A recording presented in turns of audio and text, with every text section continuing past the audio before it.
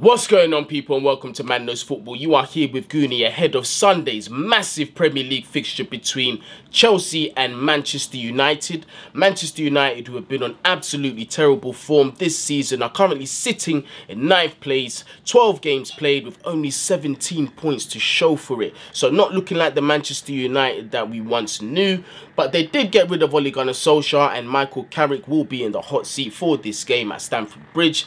Manchester United have earmarked their replacement, Ralf Rangnick, and we did do a video, me and Statman Baines, on that. So if you haven't seen that, go back and check that out. Quite informative as well, so it'd be a good watch. But before I get into the content, make sure you do like, share, subscribe, leave your thoughts down there in the comments as well. You get me? You lot, your interactions are always great, you get me? So I look forward to seeing what you lot have to say.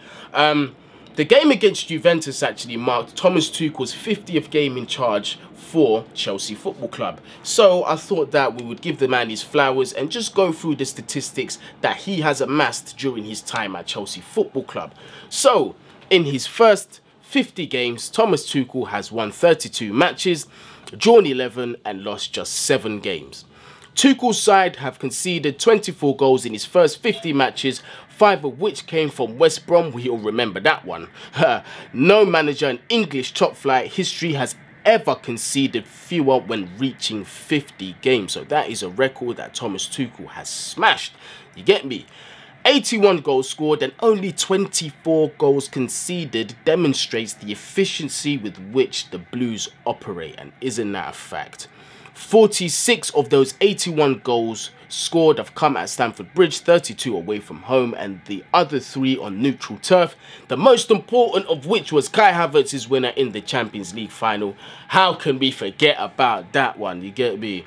Oh baby, do you know what that's worth? Kai Havertz, yeah, you already know that tune. You get me? Big up Kai Havertz, blood. It's got a special place in all our hearts. 13 European sides have scored more goals in that period, including both Liverpool and Manchester City with 89 and 111 respectively. But it is at the other end of the field where Chelsea truly dominate. That shutout record and 24 goals conceded are the best of any side in Europe's top league since Tuchel took charge. So, listen, the facts should speak for itself. We have an absolute world-class manager who is here to just smash records and deliver success to Chelsea Football Club. And this is why we say, what a time to be Chelsea Football Club. I apologise for that noise. There's always something with these videos. If it ain't New York City outside, it's the heater making that noise, you get me? But hopefully it doesn't affect the video too much. If it does, it is what it is. It's real out here in the field, you get me? It's what it is, fam. Done know. But listen, Chelsea versus United, we're going to look at the injuries, obviously. The gaffer has spoken. And I'm also going to look at Manchester United's injuries since it's such a big game. And we're going to see how their injuries are going to affect their outcome for the game too. But Chelsea versus Manchester United, Thomas Tuchel spoke. Kovacic will still be out, so there's no chance of Kovacic even featuring in the squad. N'Golo Kante, we saw him walking off after, in the first half. Against Juventus. It was a knee twist. Thomas Tuchel did say it's not looking too serious, but he said it's quote-unquote would be a miracle if he was to feature on Sunday. So don't hold your breath on expecting to see man like N'Golo feature on Sunday, sadly. But I still do think we've got enough to dispatch Manchester United. You get me? Ben Chilwell, we got an update on him. Now, this one we've got to be careful as well, because there's got to be some context and understanding to this, right? So, Ben Chilwell, there's a partial ACL injury. I watched the video on a qualified doctor. Obviously, me, myself, I'm not a doctor. I'm not claiming to be a doctor. I'm just literally relaying information that I have heard from a qualified doctor. So, with ACL, with ligament injuries like that, ACL injuries, they're rated by grades. Obviously, the higher you go up, the more serious it is. Apparently, according to this doctor, I'm going to leave the link down there because I forget his name. I ain't going to lie to you, but I'm going to leave the link to that video down there.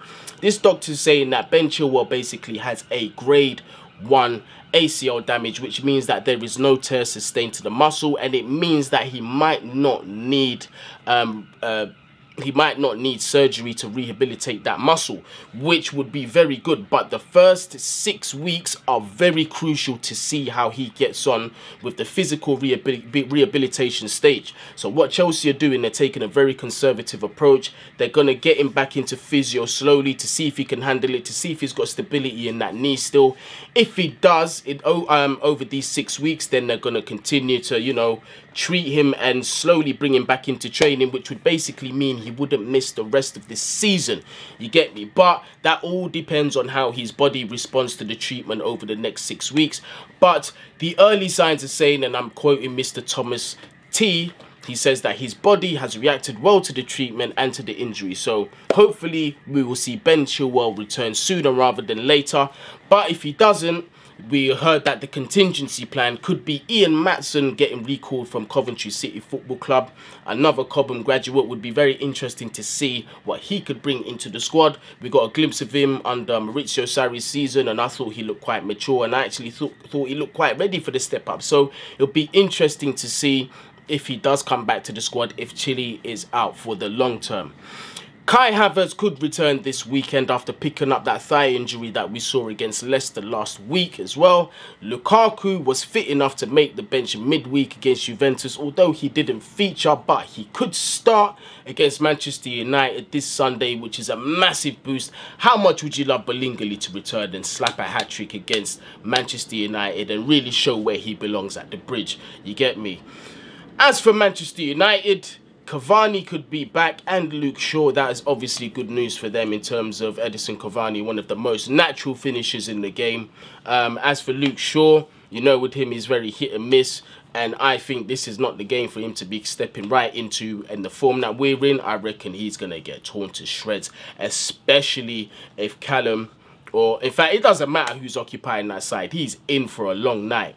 Varane and Pogba both have fire issues and are still unavailable, and those are two huge misses for Manchester United. For me in particular, Paul Pogba being out of this game lowers their chances massively in getting a result against us. That gives me more confidence in the clean sheet, not having Pogba in the squad. And another one, the other star boy, you know that I've got no secret that I like as well, Mason Greenwood. He's going to continue to self-isolate after testing positive for COVID-19. Maguire is suspended, and that's the news on injuries for both teams. But going into this game, taking the injuries into consideration, I think Chelsea, we've got enough in our depth. We've proved it over the season to show that we're not going to let these injuries affect us for too long. I do believe Marcos Alonso can step in and deputise well for Ben Chilwell. Before Chile came back in the squad, Alonso wasn't really putting a foot in wrong, so I'm not too disappointed. My only concern is just going the rest of the season with just Marcos Alonso being the only left wing back in the squad. I really do hope we call back Ian Maatsen if Ben Chilwell is injured.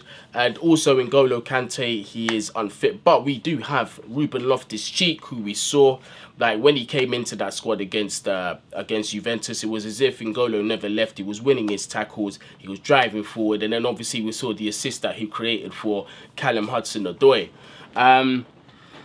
So really going into this game, what do I expect? I mean, Manchester United, they've got a lot of injuries. They've got a lot of injuries to key players that they're missing. Obviously, I've mentioned Varane, I've mentioned Pogba. Varane, a massive centre-back, and they can't really afford to be having any more defensive problems than they already are. Obviously, their captain, Harry Maguire, suspended. He's been that bad anyway, so I'm not even too sure whether that makes a difference for them or whether that's even a positive. It might even be a positive for them, you know, like that. And Mason Greenwood, massive goal threat, being out as well. But that's not to say that we cannot say that Cristiano Ronaldo won't be the threat, although we have a fantastic defensive record, and I do believe that we can keep Manchester United quiet and we can get that clean sheet. Cristiano Ronaldo is a player that we cannot take for granted, as well as his international teammate Bruno Fernandes. You get me? He does pose as a goal threat, but I do believe we've got enough to keep him quiet, because once you keep Bruno Fernandes quiet in the game, that's it. He just poses zero threat, and we've got that about us. How many players have we shut out? They're not going to be the first, and I just think it's going to be business as usual, and I'm not even trying to be too cocky, you get me? The form Manchester United are in, the struggles that they've been through. I mean, they got a good victory in the Champions League earlier in the week against Villarreal. I believe it was 2-0. And but if you look before that, 4-1 against Watford away, and that's Watford. We're high-flying Chelsea. We're sitting at the top of the table, 29 points after 12 games. You get me? And we're looking, and it's a catch us if you can sort of situation right now. We're just looking unbeatable. How would I go in the lineup for this game? Goalkeeper, you get me? I don't need to. Let's just use our common sense here. Our back three. Am I going to stay with the same back three that slaughtered Juventus? Trevor, Thiago Silva and Rudiger. I would like to. I didn't think that Thiago Silva would start against Juventus because he started the previous game. I would be surprised if he does start against Manchester United. I wouldn't mind if he did. I would love it if he did. But I wouldn't be too disappointed because he has had a couple of very high intensity games, you get me? So I will go with Trevor, Rudiger and Andreas Christensen. That left wing back position has to be Marcos Alonso.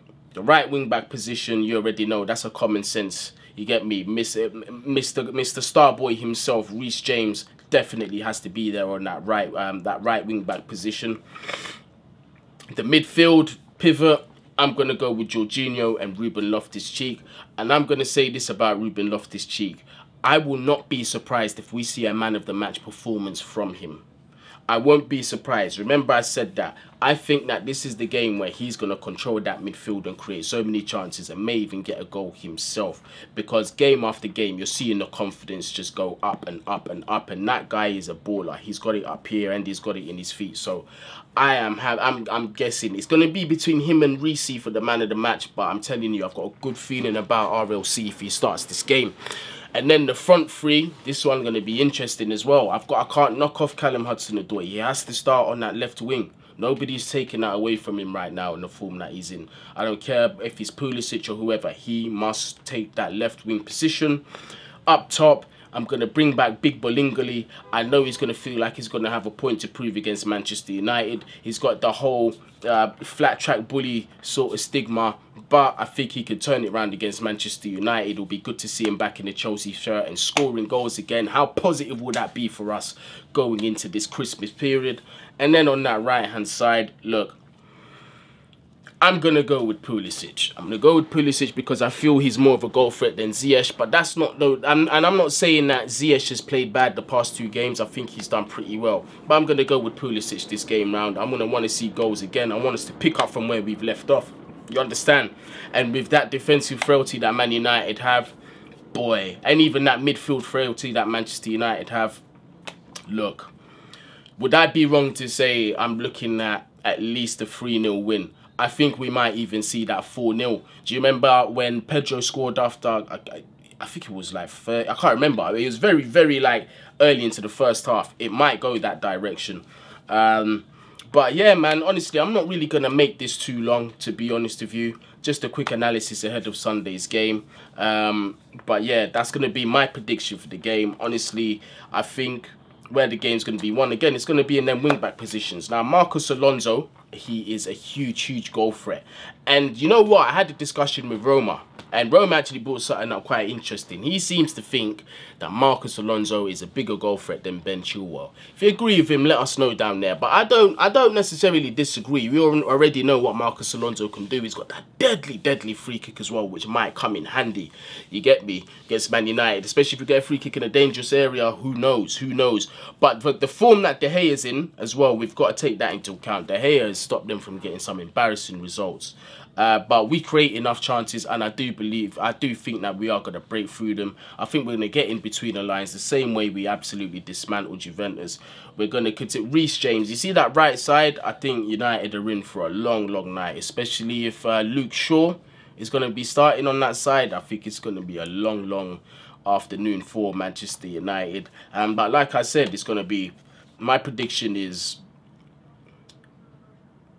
you know what? I'm going to say 3-0. I'm going to say 3-0 Chelsea is going to be my final prediction.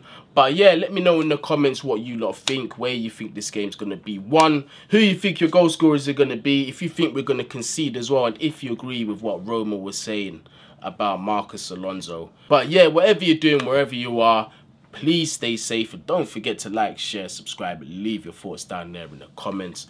All of that good stuff. Bless.